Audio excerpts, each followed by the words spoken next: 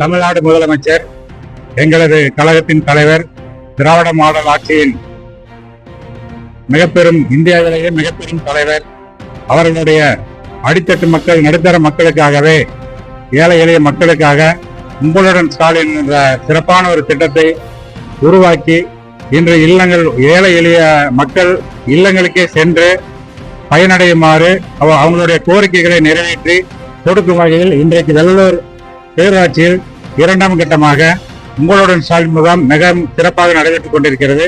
ஏற்கனவே முதல் கட்ட முகாமில் ஏறக்குறைய ஒரு 3500 பயனாளிகள் இருந்தனர்.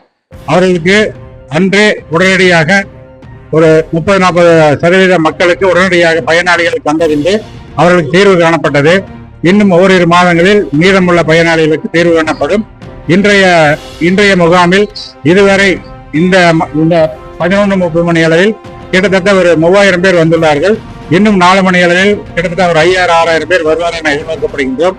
இன்றைக்கும் முகாமில் பயனாளிகள் கொடுத்த விண்ணப்பங்கள் உடனடியாக ஏற்றுக்கொள்ளப்பட்டு பயனாளிகளுக்கு உடனடியாக அந்த விண்ணப்பங்களுக்கு உடனடியாக தீர்வு காண்பித்து பயனாளிகள் கொடுக்கப்பட்டது.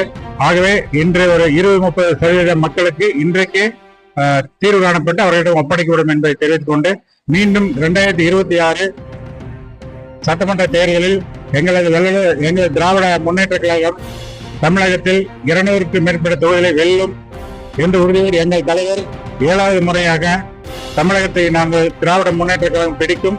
எங்களது தலைவர் 2வது முறையாக முதலமைச்சர் ஆவார் என்பதை உறுதியேற்றுக் கொண்டு இந்த வாய்ப்பினை வழங்கிய அனைவருக்கும் நன்றி, வணக்கம். மேலும் இதுபோன்ற செய்திகளை அறிந்து கொள்ள வெள்ளலூர் குரல் செய்தியுடன் இணைந்திருங்கள்.